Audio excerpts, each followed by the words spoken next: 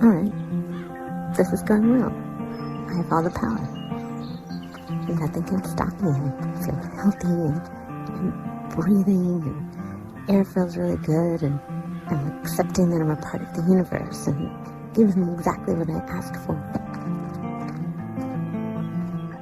Okay, so I totally tripped. It's all right. It was a positive trip. In the moments of deepest despair, there's actually humor always. Humor lifts us up to God. It lightens up every situation. But just before you get there, there's usually this time of pain-filled joy or joy-filled pain, where you might have to break down with some deep sobs. When someone's in trouble, I think of them just like someone who's come out of a movie, a scary movie, and they're crying. Their tears are real, their fear is real, but what they saw that caused the fear is not real, it's a movie. So what I'll do is I offer some suggestions about ways to reframe their situation or find a blessing in a seeming problem. And yes, there are challenges in life that we all go through, and there's no shame with that, but it's what you do with the challenges that counts. Now that I know when so-called negative things happen, that they're really positive things, and that what I need to do is focus on the positive outcome, and then stay course, and then so shall I have that experience. The way that you retrain yourself is to shift from having a fear to having a curiosity. You know, substitute the word curiosity for the word fear. Because a lot of us, when we start doing those things to honor our soul or to express our creativity, those are really vulnerable acts. You know, the things that we intend or that we affirm for our lives are those things that are deeply important to our soul, and so they're vulnerable. And too often we turn to people who just squash them, you know, or who tell you why it isn't going to work, or why that's a crazy affirmation, or that's a crazy intention. That's called going to the hardware store for milk. You want to go to the people who are really going to hold your hand on the journey and say, hey, I'm right there with you.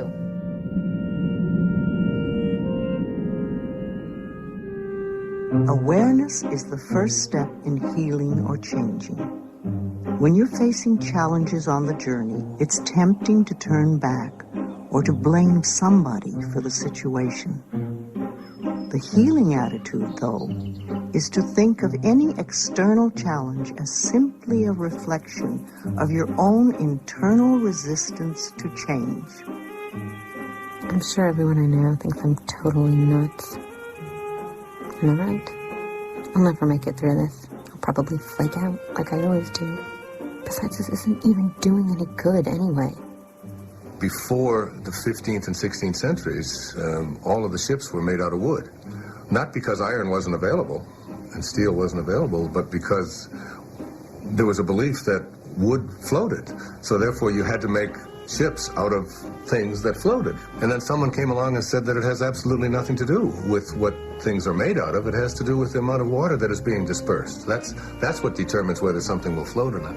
And I think about that all the time, because it's in the contemplation of what you desire that you create what it is that you want to have for yourself. The law of flotation was not discovered by the contemplation of the sinking of things. I mean, come on. I'm not one of these self-help people. I don't believe in crystals and white light and the divine feminine and angels and source energy. I mean, what is that?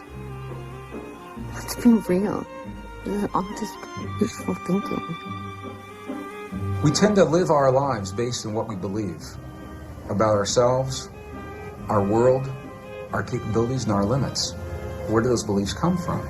More often than not, they come from what other people have told us. History, science, religion, culture, family. What if they're wrong? I have all these people telling me what to do, and I mean, please. If it weren't for my mom, I'd at least have a chance. I mean, come on, where was Lewis when I was growing up? I had no one to show me the way to be, and my dad is no Wayne Dyer, I can tell you that much. Anything you complain about repetitively is something that you have an unconscious intention to produce. And now, I'm just too old to change my life. That's it. Too old, lazy, and short-waisted. I should have tried to be positive years ago. I think it really starts with realizing that you don't love yourself, that most people don't. Most people feel they're not good enough, that they haven't done it right, they won't do it right, they'll never be enough, and they're definitely not lovable. And when we come from that space, it's very hard to create things for ourselves that are really good.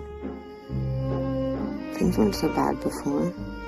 There's nothing wrong with me. I'm fine. I'm fine the way I am. Everything was fine the way it was, and now I'm here. It just stayed the same. Everything's messed up and confused.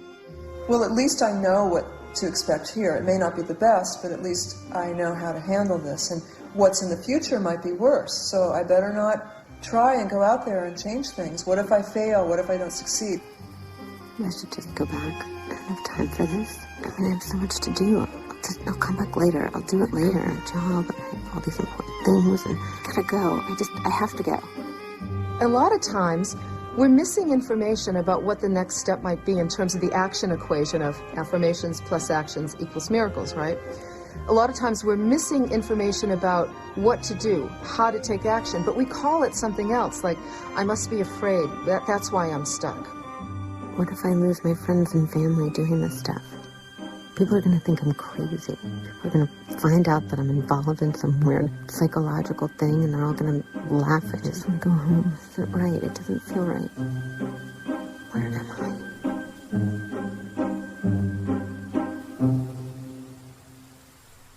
I? We have been conditioned to feel the feelings of the things that we don't want in life and that we're afraid of. We wake up in the morning and we see the 6 o'clock news, and then we go through our day saying, oh, I hope I'm not going to see that today, or I hope it's not around the corner. Where do we learn to feel the things that we don't want rather than things that we choose to have? If you can just remember that anytime something feels uncomfortable, just stop where you are and acknowledge that it's just a matter of reaching for better feeling thoughts. Reaching for a feeling of relief works the resistance out of everything. A client of mine in a neighboring state called me up, and he was really, really depressed and suicidal. I asked him if during the course of the day he had seen anything that he could do that would be a positive contribution to somebody. And he thought about it for a long time, and he said, well, there's an elderly lady that lives in the apartment below me. When I came home today, I saw that the area in front of her apartment was dirty and needed sweeping. And I said, okay, don't even ring her doorbell or anything like that. Just take your broom down there. I'll stay on the phone right now. Go down with your broom and clean that area. I'll wait. And so he was gone for, 10 or 15 minutes. Finally, he came back. And it was like a different person. He had made this thing happen. He had gotten out of himself enough to make a contribution, and that started this flow of positive energy. He was completely different when I heard his voice come back on the line. And so, that kind of thing lets me know that it's possible to live your life that way, that it's possible to live your life kind of on the contribution side and let it be okay to receive back also. All right. This is going well. I have all the power. Nothing can stop me. I feel healthy and breathing, and air feels really good, and I'm accepting that I'm a part of the universe, and it gives me exactly what I asked for. Okay, so I totally tripped. It's all right. It was a positive trip. In the moments of deepest despair, there's actually humor always. Humor lifts us up to God. It lightens up every situation. But just before you get there, there's usually this time of pain-filled joy or joy-filled pain, where you might have to break down